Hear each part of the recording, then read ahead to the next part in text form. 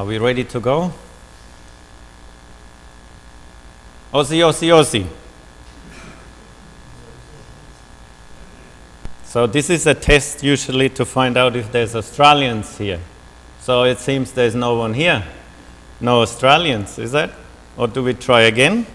Aussie, Aussie, Aussie? All right, there is a couple.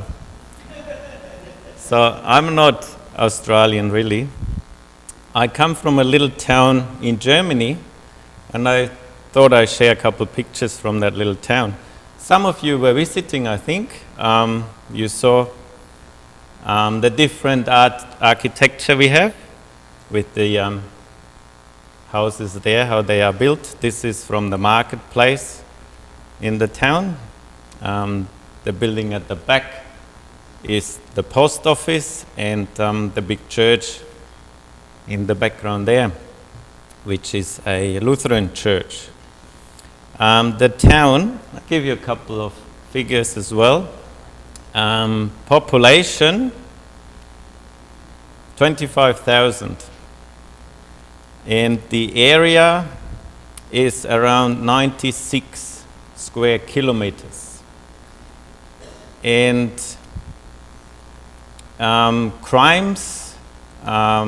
crime cases reported were last year 1,231. I also lived in a little town called Rothenburg as well. Maybe someone traveled through Germany and visited that one. That is one of the last, or a small town where there's still a whole wall all around the town, so you can walk along, and it's a very small but beautiful town. You can see that wall. It's still all around the little town. Very beautiful. And this town, I'll give you also some figures, is even smaller than the one I lived before. This one has only 11,000 people living there. The population is on 41 square kilometers on area, but this one has had last year 6,099 cases of crime reported. So half the size of the town I lived before, but a lot more happening in crime. Now I live here, I don't know, 13 years, 14 years now. And Sydney is a much bigger town than the ones I lived before in, if you compare this to that ones. So population we had in 2018, 5.2 million. So from 11,000, I live now with 5.2 million. The area they were saying 12,367 square kilometers, which is 4,700 square miles. And crime has been up last year 3% to 83,590 cases being in court. So very busy there. The reason why we talk about towns or cities is that a couple weeks back, the report came from the Economist Intelligence Unit, it's called, and they gave a list up of cities in this world, and they ranked 60 destinations across the world in terms of their digital security, health security, infrastructure, and personal safety.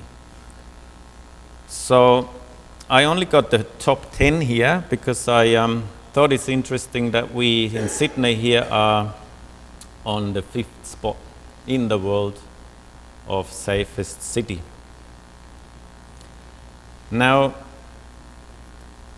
because it's Sabbath, we are in church today, I don't want to talk about, cities of this world today, but I thought it's interesting to talk about some cities we had given in the Bible and in the Old Testament and New Testament. But the list is so long, it takes, I think, a couple of studies to talk about all of these places. And So I picked out only 2 or 3 we're going to have a look at. First, I'm going to start with the Garden of Eden. I think everyone can relate to the Garden of Eden, what it looked like and how it was created by God Himself. And the population there was 2, and the crime reported was 1. So only 2 people lived there and already broken the law. We all know what happened. If you don't know, go back to your Bibles and read about it. So it came a change into this beautiful garden, which was perfect, and yet one crime was done, the law was broken. It says in Genesis there that He drove out the man and He placed at the east of the Garden of Eden cherubims and a flaming sword which turned every way to keep the way of the tree of life. So this city changed, this place changed from being accessible, being, their home, to being not accessible at all. Now another city I want to talk about quickly is Bethlehem. I found this picture here of historic Bethlehem. Why do you think Bethlehem is on my list here to study, to look at? We all know Jesus was born there. And I found another picture from Bethlehem today. So it grew quite a bit since then. And we know the story. Bethlehem was a small town, and yet all the ones who were born there had to come back to fulfill the census. Is it census called when you come fill out? And we also know that the small city was sort of too small to be able to host all these people who came back. And that's why Jesus wasn't born in the Hilton of Bethlehem, but it was in the manger. Now He was born in Bethlehem of Judea in the days of Herod the king. Behold, there came wise men from the east to Jerusalem. Then Herod, when he saw that he was mocked for the wise men, was exceeding wroth, and sent forth and slew all the children that were in Bethlehem and in all the coasts thereof, from 2 years old and under, according to the time which he had diligently inquired of the wise men. Now, from a little safe town to such an unsafe place for little ones, it changed so quickly. And I can't even imagine how bad it must have been for all these parents and all of them who were there at that time when Herod sent all these soldiers in. Now I want to go to another city, which is Jerusalem. Jerusalem is until today very important in many aspects. But when Jesus was there, He passed once by, and I want to read a couple of verses about this. And it was in Luke 19, we start from verses 41. And when he was come near, He beheld the city and wept over it, saying, If thou hadst known, even though, at least, in this thy day, the things which belong unto thy peace. But now they are hid from thine eyes.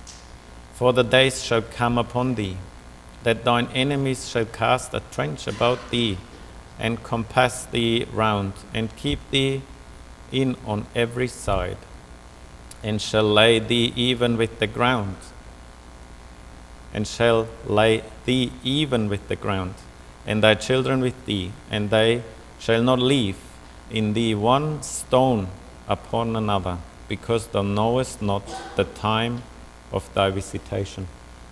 So Jesus, when he passed, he saw the city there, and then it probably wasn't like a huge city, but it had walls around it, and it was a beautiful place. And yet he saw something, he saw the future, and he told the future by saying a couple things which were not understood then. No one understood when he said, that it was kept from all sides, compassed, and also that there will be no stone upon another.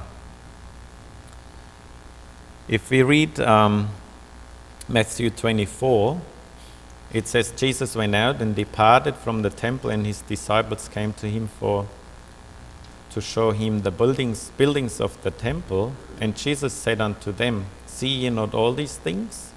Verily I say unto you, there shall not be left there one stone upon another that shall not be thrown down. So again, he says the same thing, that this temple will not be as they see it at that moment.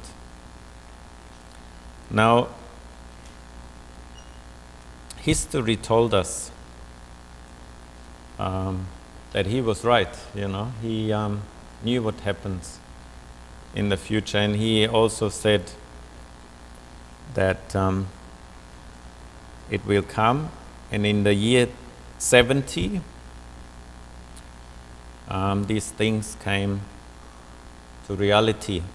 It says here that by summer of 68, Jews were nearing defeat by the Roman legions, and in 69, Vespasian was made emperor of Rome and gave his son Titus the honor of delivering the final death blows to the rebellious Jews and their capital city. So in 70, what is that? 40 years after Christ's passing, 40 years later, there was a change. And the Romans were there already at Jesus' time. We know that because the Jews hoped that he will deliver them from the Romans. That was their problem at that time, and that he is going to make a new kingdom, but there for them. So it didn't happen. Titus, he was smart, and he was to be the one who got down the walls of Jerusalem. In the Wars of the Jews, it's a book with many books inside, and book 6 says that Josephus notes that on the 8th day of the Roman month Lous, which was the Jewish month Ab, the ramps were finished, and Titus ordered the battering rams brought up and made ready for an assault on the temple. With the battering rams in place, the Roman siege of Jerusalem, which began at Passover that year, would come to an end. So they all moved in, they were ready. And it's interesting that the siege started as well when they had Passover. So not only people who lived in Jerusalem were there were other people came in for the Passover. And they were all trapped when the Romans came around the walls of Jerusalem. As soon as the walls were breached on the 9th of Ab in 70, a Roman military force of about 30,000 troops under the command of Titus marched into Jerusalem and began a systematic slaughter of the Jews and the destruction of the temple and Jerusalem, exactly as Jesus foretold 40 years earlier. So, as I said before, 40 years later, this all came about, and Jesus saw that and told everyone there, but they didn't understand. The Romans brutally slaughtered an estimated of 600,000 people in Jerusalem, including many of the Passover visitors who had been trapped there for the 143 days during the Roman siege. So 143 days, they couldn't get out, they couldn't do anything, they were just trapped. Many of the people who were not killed by the Roman soldiers were shipped off to the gladiatorial games, to Roman mines, and otherwise exiled from Judea and scattered throughout the Roman Empire and other nations. By the year 73, all traces of a self-ruling Jewish nation had completely disappeared. So like 3 years it took until that was all gone. Josephus records that the Romans put the city and the temple to the torch, and that these fires were still burning a month later on the 8th day of the Roman month Gurpius, which was the Jewish month for Elul. So all these precious materials they used to build the temple, they were precious timbers, and this was burning for so long. It was such a big fire. The magnificent temple that Herod had built was completely destroyed as the fires raged inside and out. I don't know if you've seen that fire back in France, the big church, what is that? Basilica Notre Dame, how it looked like after the big fire. The walls were still standing. So how come it said that no stone will be on the other? It says here the fires were so hot that the gold fittings and the gold gilding inside and on its outside walls melted and ran into the cracks between and in the stones. So I don't know if you know what gold gilding is. You've got picture frames, for example, and they're golden. It's a very, very thin gold. It's like paper, and they paint it on. And they must have done this as well on timbers, on frames, on maybe windows. And these fires, they made this all so hot that this all was melting down and running down into the cracks between the bricks. So during that pillaging of the temple, these stones were broken up to get at the gold.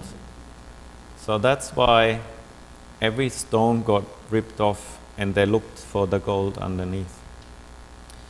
Therefore, fulfilling Jesus' prophecy that no stone would be left on another, the destruction was total, just as Jesus foretold. So imagine how much gold they must have had there, that it was worth for these people to come in and break everything apart and pull it all out and destroy everything. Now, this is the end of Jerusalem, but we know Jerusalem is still there, isn't it? Is the temple being rebuilt? We know it's not. There's some other temple there, which is a thorn in the eyes of the Jews, because it's not theirs. But if we go to the New Testament, to the very last book, we find that some person saw about a new Jerusalem. And it says here that he started, I, John, I saw a new heaven and a new earth, for the first heaven and the first earth were passed away, and there was no more sea. And I, John, saw the holy city, New Jerusalem, coming down from God out of heaven, prepared as a bride, adorned for her husband. So this is a New Jerusalem, which the Bible talks about that John saw. And it's called the Holy City, which the Jews still call Jerusalem the Holy City. And to find out a bit more of this new Jerusalem, how safe it is, how big it is, how many people it can take, we have to read a couple more verses. It says here in verse 3, "And I heard a great voice out of heaven saying, Behold, the tabernacle of God is with men, and he will dwell with them, and they shall be his people, and God himself shall be with them and be their God." So God will be a part of this population in this new Jerusalem. In verse 4 it says, "And God shall wipe away all tears from their eyes, and there shall be no more death, neither sorrow, nor crying, neither shall there be any more pain, for the former things are passed away." So that city of Jerusalem will be very different to any city we know, any city we lived in on this earth, because we still have to deal with all these things like sorrow, crying, death, pain. It is just common to us now. We're used to it. But this will change. This new Jerusalem will not have this. Now, the size of Jerusalem. In verse 16 of Revelation 21, the angel went out to measure the city with a golden rod, or it's called a reed.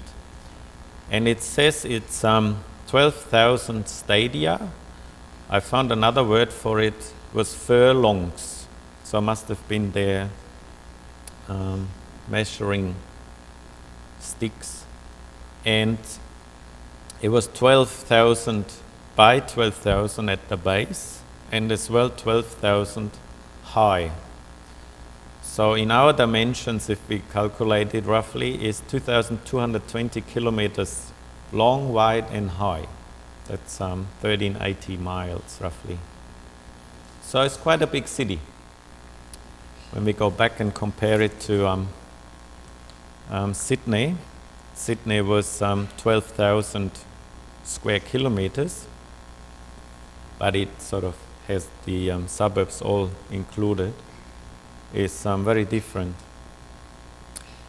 And the 12 gates were 12 pearls. Every several gate was of one pearl, and the street of the city was pure gold, as it were transparent glass. So imagine the look of this when precious metals these days, they're very expensive. Gold, platinum, silver, and pearls as well. So every gate, they said, was one pearl. So these days pearls are small, and these gates might be massive. People have to go in and out. Streets of gold. I thought I'd do a little comparison in values, and I do work with gold at work. I had a look on concrete driveway, 75 square meter concrete driveway. There was, I don't know if it's really correct, but around $15,000 is that worth. Now, I use gold at work, and you see this is my finger. This is 1 gram, so it's 1 centimeter by 1 centimeter, and it's only maybe 2 mil thick. If you would use this one for the same 75 square meter driveway, it would cost you $37,500,000, and then it's only like 2 mils thick. See the value of it, it's unbelievable. And then you have the whole city, all of the streets are golden. It's amazing, isn't it? Now when we go to the pearls, these gates, it says on each side, do we know how many? was 12. Also the walls, I didn't go into that detail because that would have taken a long time to see all these precious stones, how the walls are made of. And these pearls, I saw online, I didn't know this, that there's so many different types of pearls. I found some, like 4 main differences. There's freshwater pearls, then the Akoya pearls, the Tahitian pearls, and the South Sea pearls. And apparently the South Sea pearls are the more valuable ones, especially the ones who grow just like there. It says about the value that they can vary dramatically depending on many factors such as its type, size, color, surface, quality, and more. A wild pearl will be worth more than a cultured pearl. However, on average, a pearl's value ranges from $300 to $1,500. South Sea sourced pearls are considered the most valuable. Size may vary between 7 to 8 millimeters, so it's not even a centimeter in size. And now imagine a whole gate of one pearl. Must look beautiful, and today is very valuable. So how safe is this city if we would live in there? Let's read a couple things out of Spirit of Prophecy. It says here that Satan prepares for a last mighty struggle for the supremacy. So the New Jerusalem is there. Everyone who is safe is inside. But outside, the wicked and Satan, while deprived of his power and cut off from his work of deception, the prince of evil was miserable and dejected. But as the wicked dead are raised, and he sees the vast multitudes upon his side, his hopes revive, and he determines not to yield the great controversy. So he is there, he sees all these people on his side, and he sees only a small amount of people in the city. Satan consults with his angels, and then with these kings and conquerors and mighty men. At last, the order to advance is given, and the countless host moves on. An army such as was never summoned by earthly conquerors, such as the combined forces of all ages since war began on earth could never equal. So it's a massive, massive army. Satan, the mightiest of warriors, leads the van, and his angels unite their forces for this final struggle. Kings and warriors are in his train, and the multitudes follow in vast companies, each under its appointed leader. With military precision, the serried ranks advance over the earth's broken and uneven surface to the city of God. By command of Jesus, the gates, the pearly gates of the New Jerusalem are closed, and the armies of Satan surround the city and make ready for the onset. Now Christ again appears to the view of his enemies, far above the city. Remember, it was like high as well. It's like a cube, so he must have been on top, looking down. For above the city, upon a foundation of burnished gold, is a throne, high and lifted up. Upon this throne sits the Son of God, and around him are the subjects of his kingdom.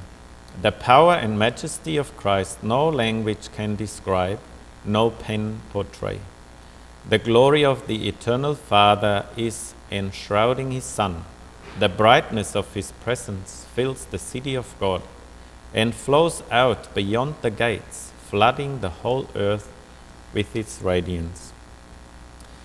Satan sees that his voluntary rebellion has unfitted him for heaven.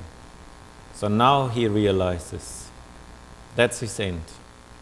And I like how it says here that his voluntary rebellion, no one pushed him, no one made him rebel. It was out of himself. He wanted it. Now he is unfit for heaven. While the earth was wrapped in the fire of destruction, the righteous abode safely in the holy city. Upon those that had part in the first resurrection, the second death has no power. While God is to the wicked a consuming fire, he is to his people both a sun and a shield. So, will people in this city be safe? Yes. We can say yes, for sure.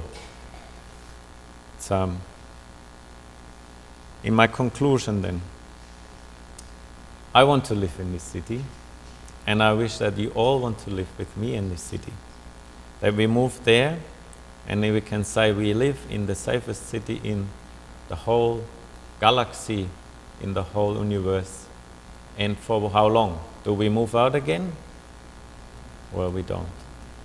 So this is my wish and prayer for today, that we want to move into this new Jerusalem, where on top the throne is, and God himself lives there with us. And there is no more tears, there is no more problems, no more pain, and this will be forever. Amen.